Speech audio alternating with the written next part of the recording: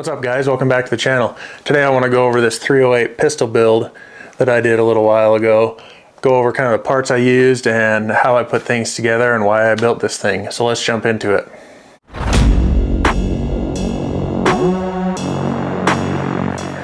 I didn't have an AR10 pistol in my collection, so I decided to build one a while back. Started gathering parts and this thing turned out great. So let's go over the parts I use on this build, and then I'll tell you if I think it's worth it or not to build one of these yourself. We'll start from the bottom and work our way up. The lower I chose was an unfinished lower, and I ordered it in flat dark earth. Once I got that done, I got a Luth AR lower parts kit, the whole lower parts kit from Luth AR. Comes with all the springs and detents and all that stuff. I found a Geisley trigger. This was my first experience with a Geisley trigger, but I did the Super Dynamic Combat 4.5 pound 2-stage trigger. And that's one of the triggers that I haven't tried in the past, is a Geisley and a 2-stage. So I wanted to get one of those and try it out. I got the 308 enhanced Aero Precision buffer kit for this. And I've got an SBA 4 brace that's also in flat dark earth on the back.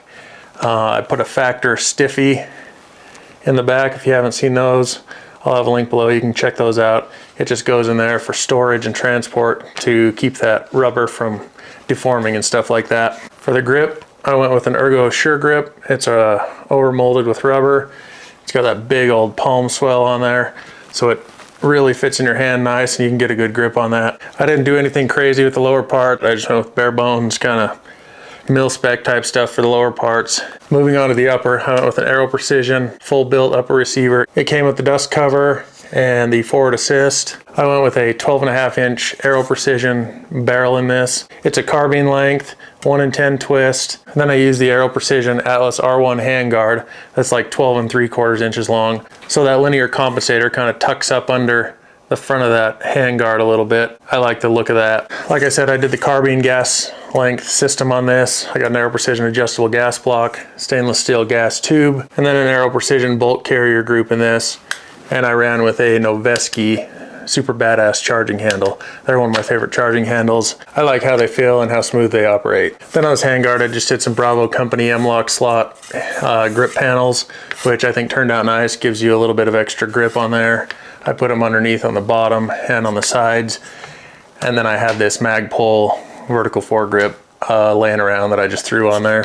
And then up front, I've got the Ultradyne Athena linear compensator on this. And like I said, it just tucks up under that handguard nice. It's kind of aggressive on the end. Not that I'd be breaching any doors or anything like that, but it is kind of aggressive on the end. Then up top, I did a flat dark earth Inforce weapon mounted light. This mounts on the Picatinny rail. It's super bright and you can have constant on, momentary on, strobe. It's a pretty cool light and it sits right on top, and it is low enough that I can still look through the Vortex Strike Eagle 1:8 and not get any of that in my sight picture. Like I said, this is the Vortex Strike Eagle 1:8 with a 2-inch offset cantilever mount. I really like these optics.